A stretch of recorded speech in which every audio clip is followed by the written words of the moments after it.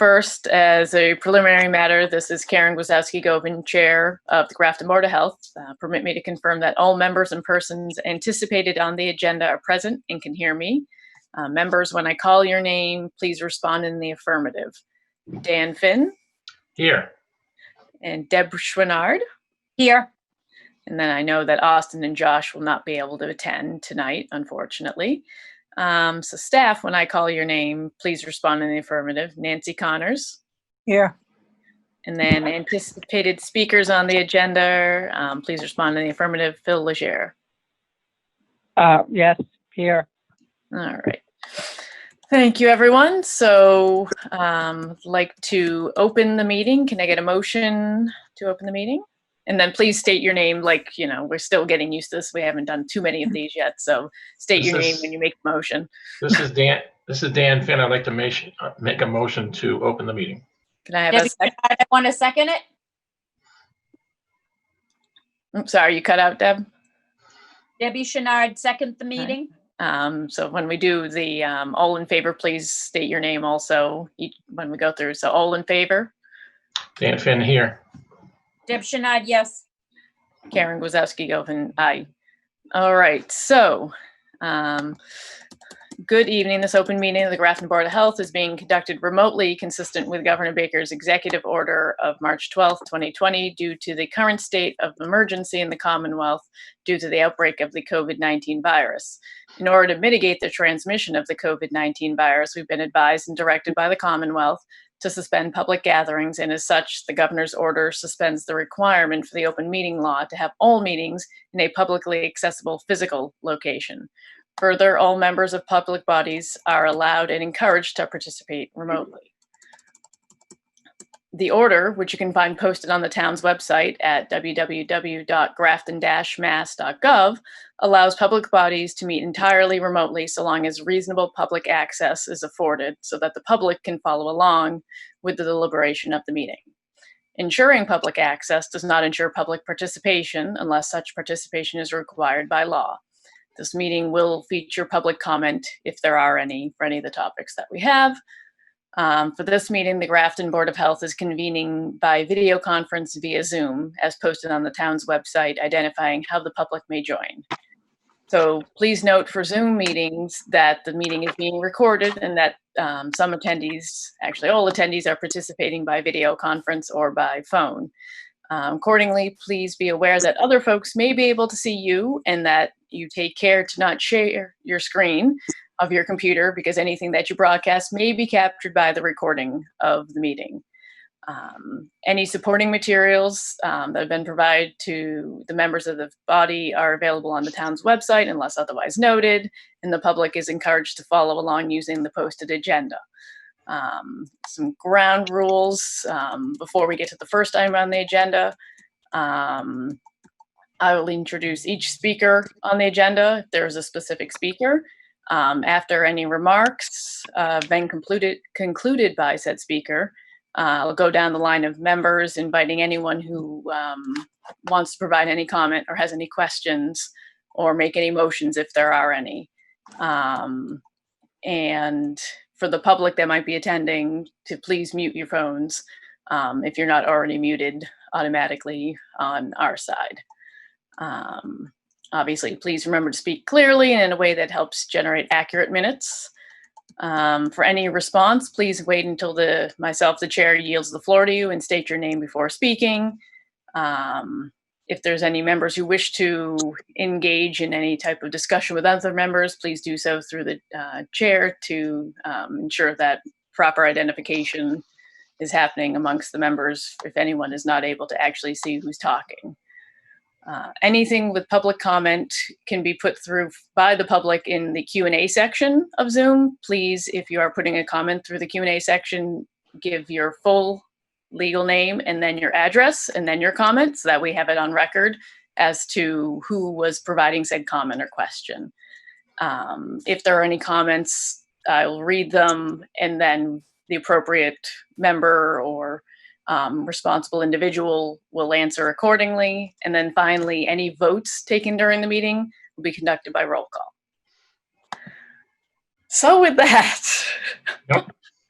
So the first agenda item is the Alliance update. So Phil. Okay, well, I love it when the governor announces a major reopening phase on a Saturday. And then Monday, you're trying to play catch up. So that's what we're trying to do as best we can. Outdoor seating. There's a number of venues that have applied for it. Reunion, Hunter Grill, Route 122 diner, although they might end up with just tables and umbrellas. Okay. So I keep up with that. I just did get a response from Hunter Grill from the weekend event where they had some music. And he basically had some musicians came. Let me see, how's he reading it? To perform for people who were picking up orders. He had them in the corner, told everyone was supposed to stay in their car, only get out when the order was ready for pickup. So we did get some report that people were lingering. So I explained to him that entertainment and anything to do with that is down the road. So hopefully we won't have instances of that. I know the musicians want to play for folks, but then at the same time, that tends to have people congregate. So we're working with, trying to deal with these as they come up. The pool guidance came out for outdoor pools, playground, open space. There's a lot of different categories, so to speak. Basic elements are still social distancing on a pool. It's 40% capacity. Trying to limit deck furniture. I mean, your semi-public pools, your condo pools, things like that. And they're gonna basically have to police themselves or respond to complaints. I'm a little my brain's a little mush, trying to be frank, just trying to keep up with all this. It's just a lot, trying to be consistent in our answers. There are still cases out there. Don't want to give anybody the impression that this is over, and it really isn't. And so, Nancy's really doing a good job trying to keep us up to date with issues or calls as they come in. And then we still have, the everyday work of reviewing, someone's putting a pool in and close to septic, those kind of things still go on. So I don't want to just babble, because at this point, that's what I'd be doing. So if you have specific questions, I can probably direct a better answer. Karen, should I ask Phil a question? Yes, you can, Nancy. Okay, so Jen from Rec had sent an email, Phil. Yeah. Do we have an answer for her yet, or not yet? The whole thing on the park guidance, that's the difficult part. I mean, if you have playgrounds with playground equipment, you normally don't go around cleaning these pieces of equipment.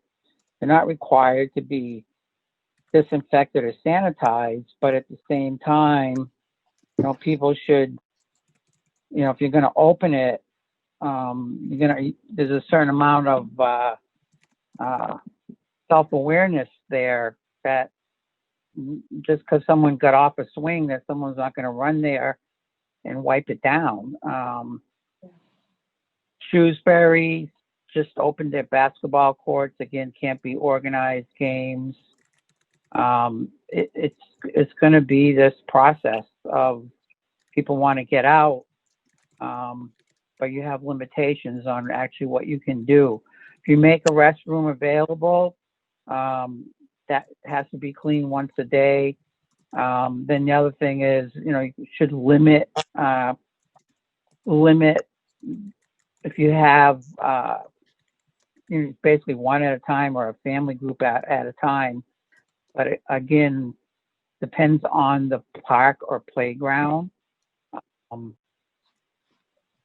And you're still supposed to have, social distancing and mask if you can't.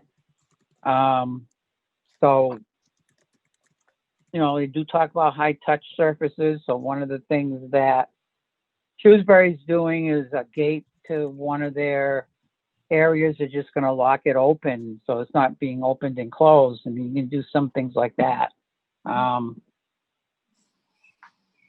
But many budgets, you go in, maybe you cut the grass, you might redo some of the mulch, but you're not set up to go in and wipe down all these play items. They did have some toys that they would leave in some sandboxes. They took those out. So it depends on budgeting and really what you want to do and what the demand is for opening them, and then what the capability is for doing some kind of daily check on them. Madam Chair, I Yes. have a question for Phil. Phil, or Nancy, Nancy, you would know, how many parks, playgrounds do we have in town? I'm guessing about 5 or 6, maybe. Oh, boy, you've got, well, Each of the ball there's a fields. little more than that. Yeah. Karen, how many on South Grafton? Ugh. Well, you got Riverview, Yeah, South Grafton, Ferry Street. Ferry Ferry Street. Yeah, the ballpark by me doesn't have any like playground equipment. No. Yeah. Um, So And that's just that's 1/3 of the town. Then Yeah. you've got the one by, well, you got Nelson, you've got Yep. the one in the center. center. Yeah. Yeah, I'm just wondering if the maintenance department, if they can cruise through and help out with that cleaning, perhaps. But Phil, one other question, Phil, this is Dan again. yeah, Back to the Hunter's Grill situation. A couple of my neighbors did mention to me that it was almost like tailgating and people not wearing masks right. and not physically distancing. And so I don't know if you communicated with the owner by phone or email, but was that considered a verbal warning, do you think? It's your first step in communicating. So Nancy can forward you that email. He's basically saying the right things. But it's just, if you have someone playing music, you just basically got to get away from that. Right, and right. Because if it continues, I'm just thinking the next step might be a letter from Nancy's office. Yes. That's right. Well, it's just, that we got word of this on a Saturday. So Yeah. he finally did get back. And so she can forward you that email. Sure. And we'll keep our eyeballs on it. I mean, the Right. other thing too is they want outdoor seating, but then if they can't comply, that means they can't manage it. And then the Right. next step is indoor. So, you got to show your willingness. But I will say this, that most of the time people are cooperative, but then there are other times when they're not. So, And as I understand it, the seating is supposed to be a maximum of 6 per table and 6 feet apart, still outside. yeah, between chairs. And then your tent has to be open, can't be fully enclosed. Right. And then, building and fire, depending on size of the tent, they have to actually have a building permit. But listening into the planning board discussions on Thursday, it seems like there's a real, the prices of tents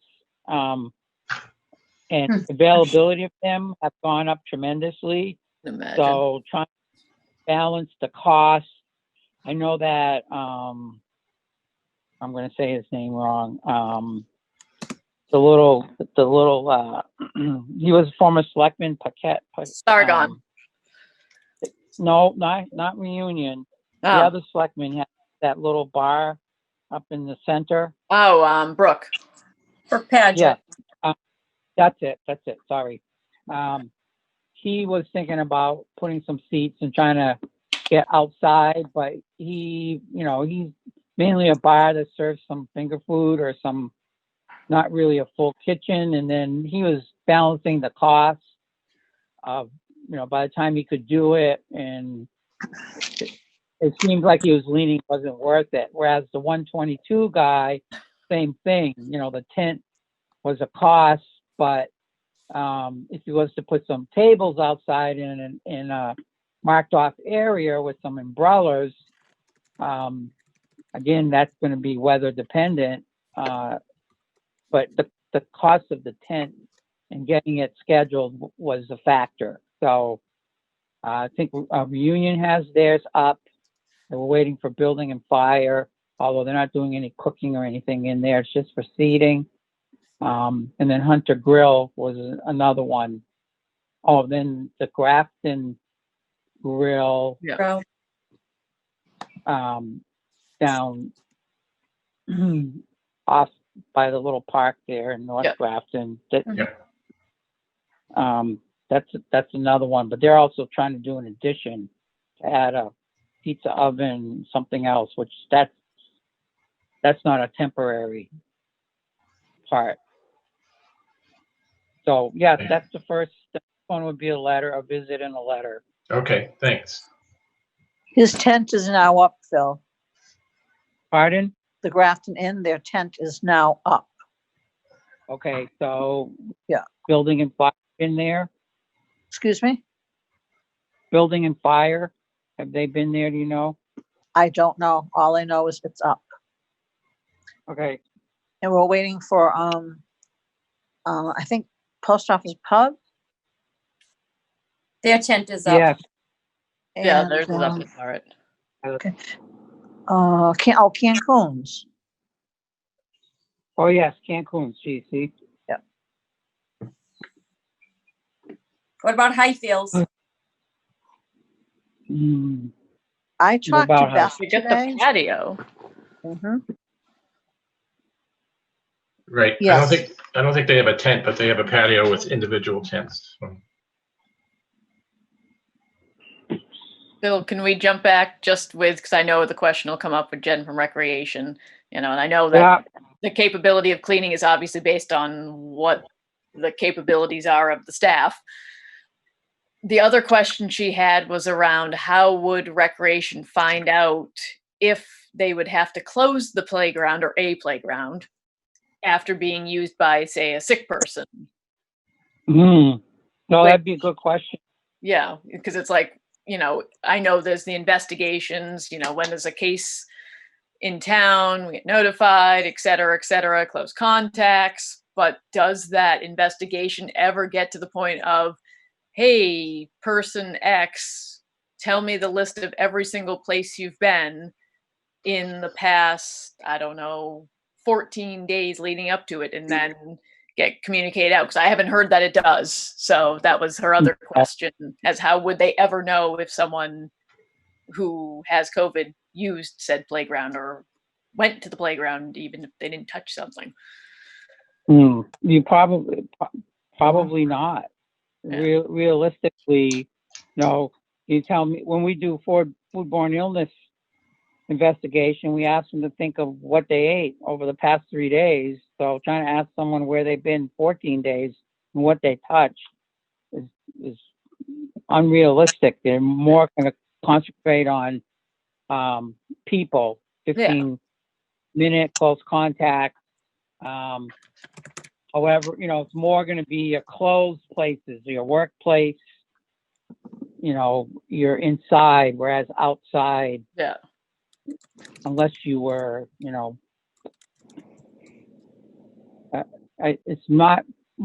it's probably not likely. And then trying to prove it I mean, so it's hard. I mean, these are open spaces. So Yeah.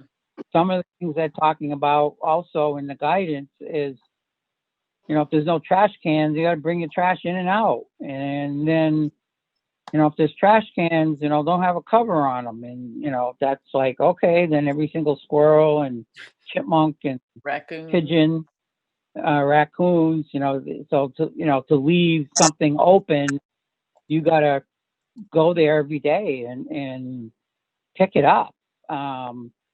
So it's really the capability of the rec department and the town and how much they want to commit to this versus letting some passive, you know, think of the most likely, would you, you know, with a small child, go to any park right now and have them go down the slide? Or would you have them go on the monkey bars? You might have them go on a swing because you can take a sanitized wipe and wipe the swing and the chain, probably, but like a monkey bar or any kind of climbing station and slide. I mean, just in general, you know, kids drool and spit and I mean, I don't know. And how realistically can you really clean those in Yeah. reality? Unless you go out with a, you know, truck mounted, kind of like what they clean porta potties with, Yeah. you know, pressure. But then, you know, that's going in the ground. And they did say, you know, you don't have to clean the dirt or the Sand or the whatever. mulch. Yeah. Yeah. So, I mean, so some things probably, if you can't safely think that you're going to at least go there, some kind of schedule, they're probably better off just marking them off. But if you put caution tape, then people can take it down. So if you open them, people have this certain amount of risk. You have to communicate that. And then if there's a complaint, we follow up on it. It's not an easy thing. So she does have the Oh. option of keeping the parks closed. Yeah, I mean, no one's saying her, we're not ordering her to do any of that. Same thing with a pool or a rec camp. Yeah. Or even a You're gonna open- restaurant. If a restaurant doesn't want to Or a open, the restaurant doesn't have to open. Right. And, you know, we have one day camp in West Boylston that they're not going to operate this summer because they go around and pick up all the kids. And Yeah. then still on the transportation piece, you got to pick them up and distance them. And then you got to keep these groups, you know, 10 and 12 together. Same thing in a daycare. Read the guidance on a daycare. I wish them well. They're going to try to do their best. They really are. But it's difficult. Even on the pools, you know, allow them to get a shower. Some outdoor places, especially condos, will have an outdoor shower. And then you got to allow them to, you know, for a restroom, or else they're going to pee in the water. So you got to be able to clean that. But then the locker rooms, everything else is closed. You want to limit your deck furniture because then you got to clean it. And then you're supposed to be in the pool in your social groups apart from others. You don't have to have a mask when you're in the pool, but if you're on the deck. So, you know, you run a public pool, dealing with one right now in Holden, the Dawson pool, you know, they can't operate like they do normally. And then how are you going to manage that? They have the little waiting part that runs off. It's not like they can close down the spray piece. Mm. Although that would be, you know, it runs off the same pump. I would think you could close some of it down. And then you have your lifeguards, and that's why, you know, you get mushy. You're trying to give good guidance, consistent guidance, and then stay with the common sense that can sneak in every once in a while. Anyone have any more questions on the playgrounds or anything? I got a call from the youth football and cheerleading questioning fall sports. I mean, We're not even there yet. Yeah, not I even know. there yet, yeah. Like, we can barely But, so, deal with summer ones. right. All the contact sports and all that kind of stuff, which the cheerleading, they jump and throw each other up in the air, right? All that, usually. It's not Yes. just, dance routines with pom-poms. It's actually quite physical. It's almost like gymnastics. Yeah. So Mhm. that would be under the category of a contact. So Mhm. that's going to be interesting. I still don't know how they're going to run schools yet. That's a whole other The- situation. And There was some busing, guidance today that came out that's interesting around schools. okay, because that one I didn't get up to yesterday. We have our call tomorrow at 3, but I'm still playing catch up on the governor's order, trying to point people in the right direction. So I don't have an answer for fall. I'm still dealing with phase 1. And then trying to get to the second part of phase 2. I mean, sorry, not phase 1, phase 2. Second part of phase 2, which will be the interior restaurants. And then 3. And we're still expecting some kind of surge, especially with the protests. So that's going to drive all of this. Because as the governor's been saying, if the data doesn't look good, we'll stop. We could even revert back, unfortunately. Well, keep up the good work. Yes, Phil. thank you, Bill and team, obviously. Nancy's been a big help. She can kind of keep track of stuff, and then if we drop the baton along the way, she reminds us. So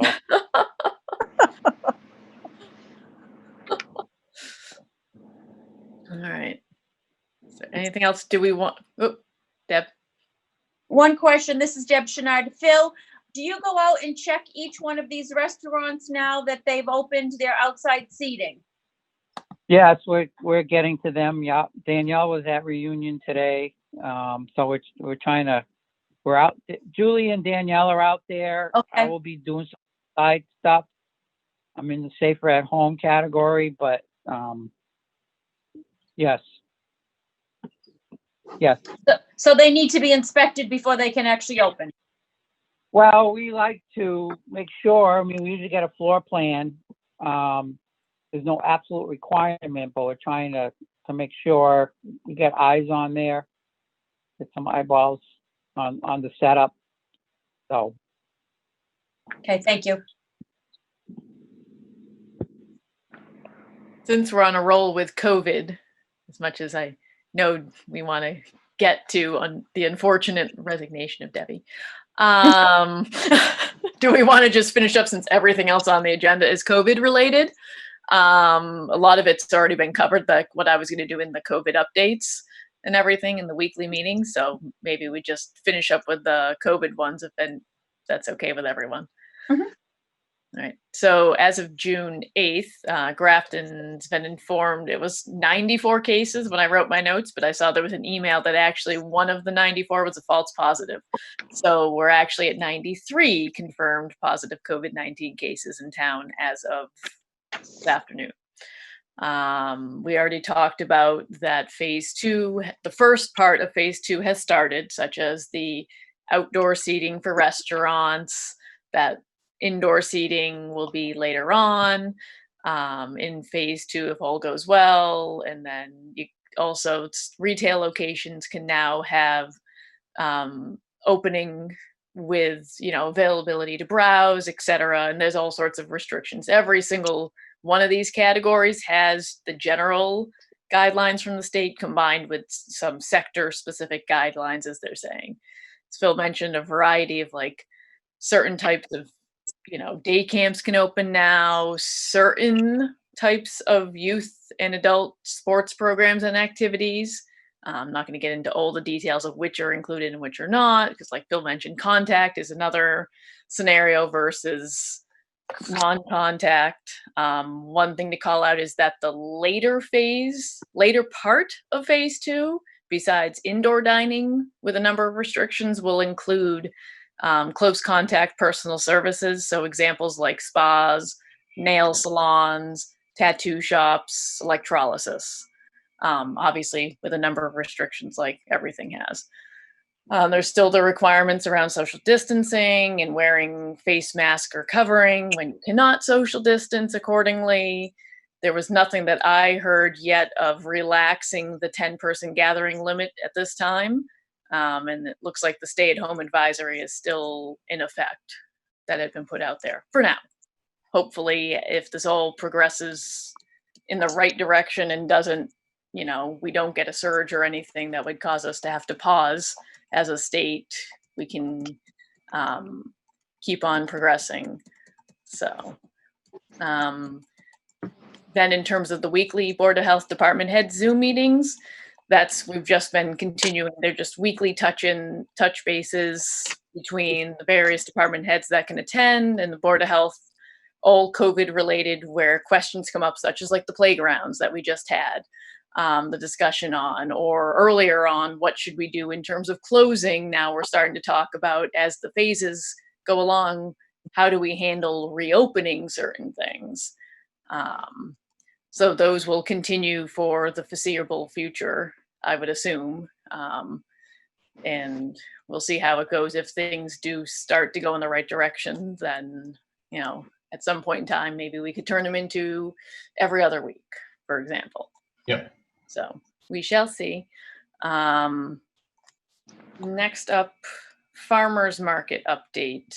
I think we put that on there just to find out, because I know they're still planning on opening. Has everything been reviewed by the Alliance? Are they good to actually open when they want to? Yes. All right. And Permits are beginning to come in. Okay. Karen, Yep. this is Dan. I happened to see a good portion of the presentation they made to the Board of Selectmen the other night, and they do have a very good plan, I think, in place. It's, they're going to close 2 out of the 4 entrances to the common. They're going to open up Okay. one at the north to come south and exit at the other, and hygiene stations. And it looks like they thought things out pretty well, mostly for pickup. Good. Happy to hear that. I'm glad that they can continue to do it with obviously modifications. But and the last COVID related topic was Anytime Fitness. I think, Dan, you had wanted this to be put on. Yeah, this is Dan.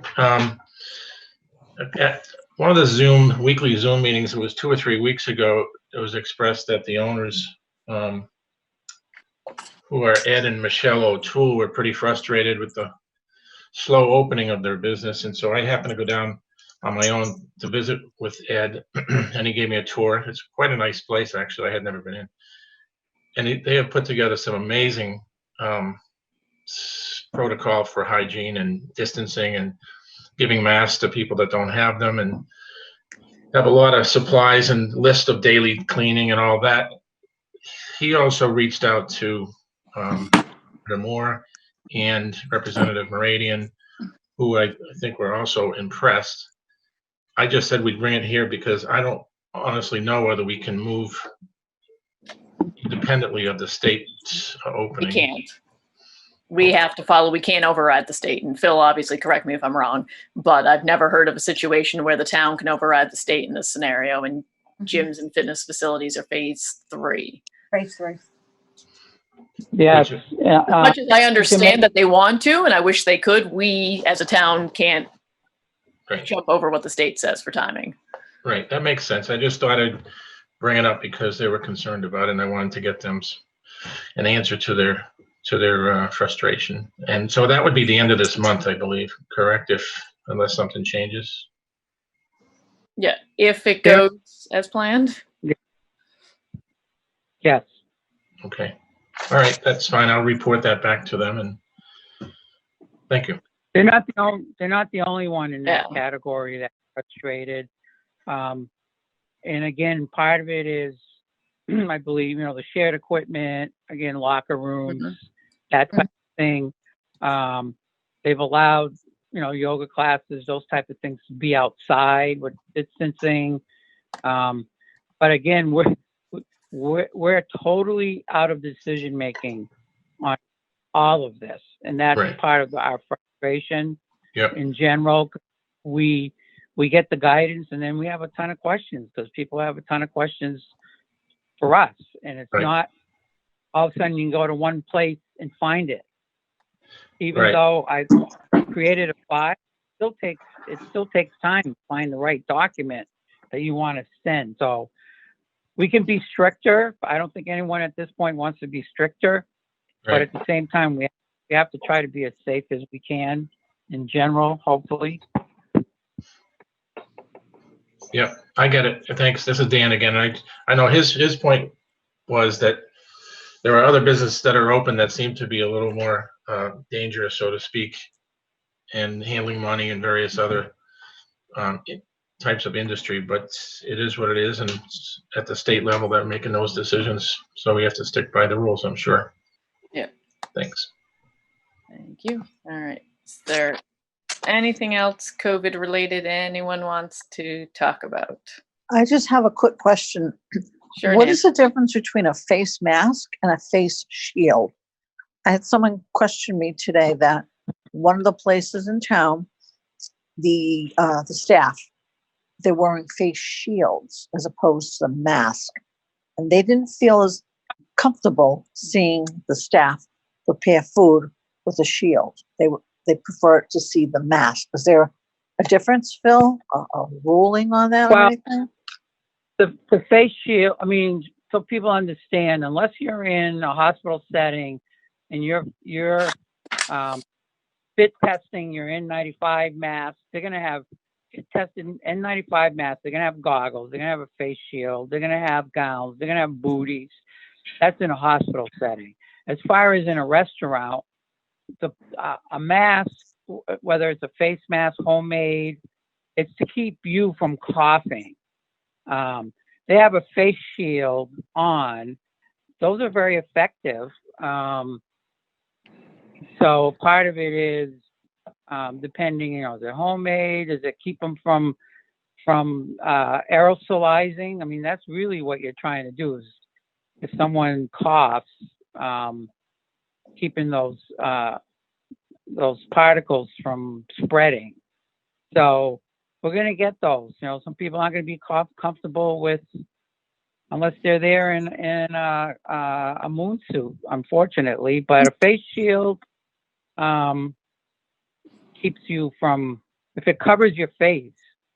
But it talks about masks because it's the simplest thing folks can put on. Yeah. And this is Karen. Face shields are open Open on the bottom. Right. So I mean, So you can get the dribble.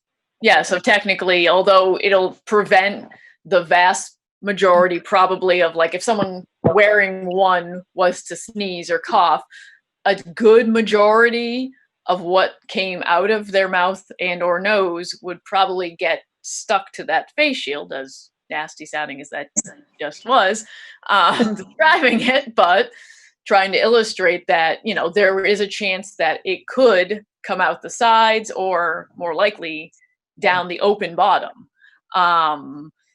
Face shields were really primarily used before all of this in the hospital settings, etc., to prevent nurses, doctors, and other hospital staff and medical staff from getting hit with something from a patient, whether it be during a surgery or in a higher risk, setting.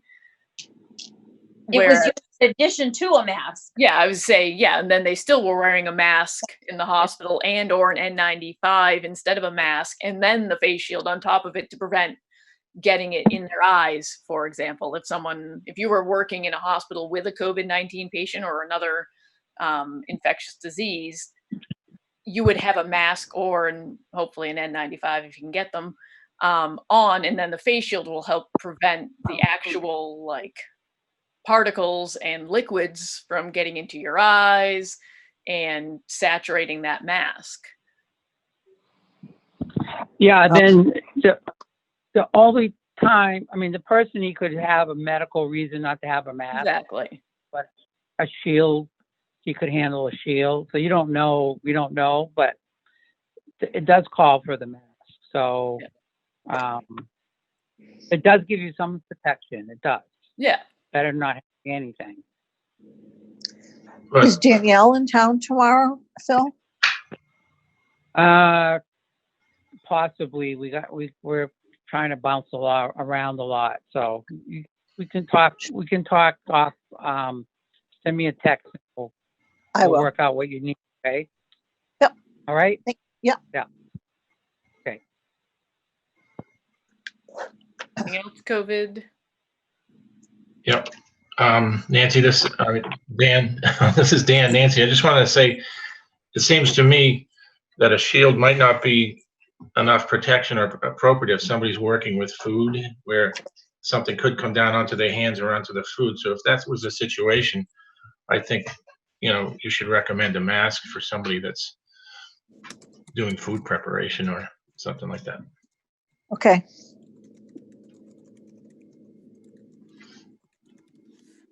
Thanks. I mean, if the person wants to wear a shield on top of it for extra protection, then sure. That's not a problem. Okay. I will check it out tomorrow. Anything going once, going twice? All right, the topic we've been trying to avoid. Is Debbie Schwinnard resigning from the Board of Health effective tomorrow? We don't get to vote. We don't get to vote on that. No, you don't get to vote. No. This is Debbie. Don't I did get this nice little package in the mail today that said, do not open until Board of Health meeting. So I have not opened it yet. Am I allowed to open it now? Yes, you can open it So while I you're have opening. a lovely card. Nice.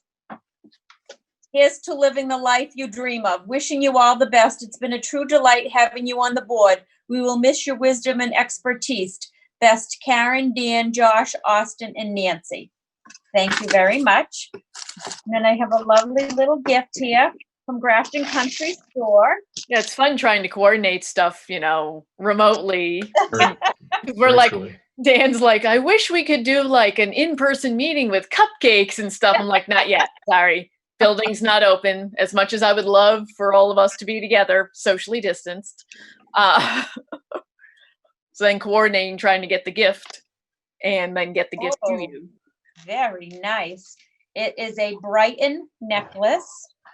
Thank you. You're welcome. And I have another little Brighton envelope here, package. Oh, and a bracelet. Somebody knows that I like to wear coordinating things. A little Thank you. Let me birdie tell might you, have told us. I did enjoy shopping for that. Thank you very much. Speaking of the municipal center, I see that it's scheduled to open on the 22nd Tentatively. by appointment only for anybody that wants to. How will people be making their appointments? By calling? Or will there be an online? That's Fine. being worked out. Okay. Well, I want to thank you all for, I think it's been, Nancy, 12 years? Mhm. 2008. 2008 when I joined the board. And obviously Karen and Nancy have been there since my first day of joining the board. And Dee and I've known long before you joined the board from working on the MRC with you. Right. I certainly will miss our friendship, our meetings. But I have to certainly say I don't miss all of the town politics. Right. Right. Been a Well, lot of changes over the years with the Board of Health, and I can't say that they've always been for the best. But it's been a pleasure working with all of you. And Well- thank you again for my gift. we can still be friends. But also just thank you for your dedication to the town of Grafton and the Board of Health for 12 years. That's great. My second, just all of your expertise, the insights you brought, in standing up when, needed a voice and Mhm. extra voices. You were there to help stand up and speak up. We And tried. We tried. And also, I mean, I know you're, not disappearing off the face of the earth, obviously. No, not yet. I'm going to continue with the CERT and the MRC and GMR and those things until we officially move. And then I will obviously resign from them when I'm no longer in the area. But thank you. Makes sense. Yeah. Great, thank you. Yeah. And Austin and Josh both say, thank you. And they're sorry they could not make it tonight. As Austin said, he was trying to say, can we reschedule? And it's like, our last day is tomorrow. We don't have a lot of options.